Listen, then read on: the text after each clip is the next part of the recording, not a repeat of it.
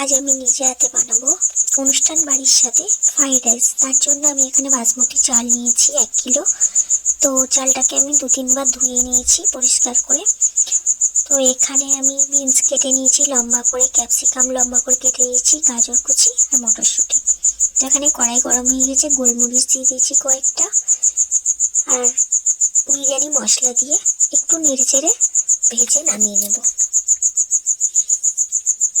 এখানে জল বসিয়ে দিয়েছিলাম, জল গরম হয়ে গিয়েছে। 2-3টে তেজপাতা দিয়েছি, গোটা গরম মশলা দিয়েছি, সাদা তেল দিয়ে দিচ্ছি একটু,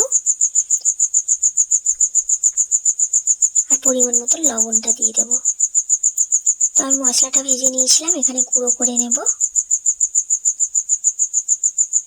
তো মশলাটা গুঁড়ো করা হয়ে গিয়েছে। এখানে দেখুন আমার চালটা দেব, তার জন্য জলটা ফুটে গেছে। তো আমি চালটা দিয়ে দিচ্ছি, তো ঢাকা দিয়ে রেখে দিলাম। এখানে কড়াই বসিয়ে দিচ্ছি, গরম হয়ে গেছে, সাদা তেল দিয়ে দিচ্ছি। তো বিনসটা ভালো করে ভেজে নেব একটু নরম করে। তো বিনসটা আমার ভাজা হয়ে গিয়েছে, নামিয়ে নিচ্ছি।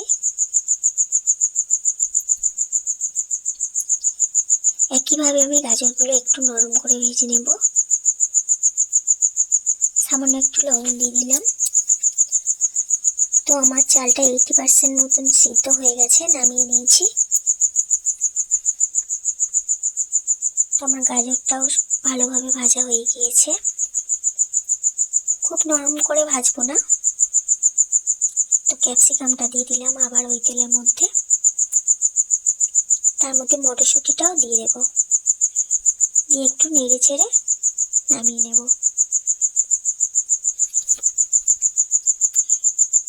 এটাকেও নামিয়ে নিয়েছি। এখানে আমি কাজু বাদাম দিয়ে দিচ্ছি, কিশমিশ দিয়ে দিচ্ছি, দিয়ে অল্প একটু ভেজে নেব হালকা আঁচে। ভেজে নামিয়ে নিলাম। তো আমি ওখানে যে ভাতটা রেডি করে নিয়েছিলাম তার উপরে সব ভাজা সবজিগুলো দিয়ে দিচ্ছি। এখানে আদা বেটেছিলাম, আদার রসটা আমি দিয়ে দিলাম,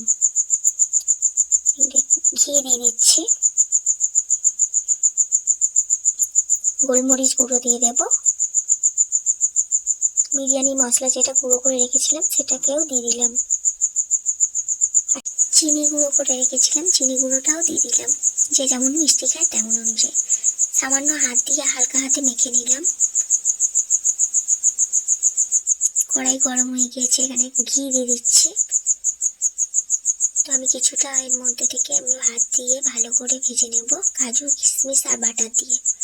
তো আমার ভালো করে ভাজা হয়ে গেছে, নামিয়ে নিয়েছি। আবার সেম প্রসেসে যতটুকু ভাত বাকি ছিল সেই রকমভাবে আমি ভেজে নামিয়ে নিলাম। তো আমার বর এখানে খেতে বসেছে। আমার বর টেস্ট করে বলবে কেমন হয়েছে। আমার বর খেয়ে দেখে বলছে খুবই ভালো হয়েছে।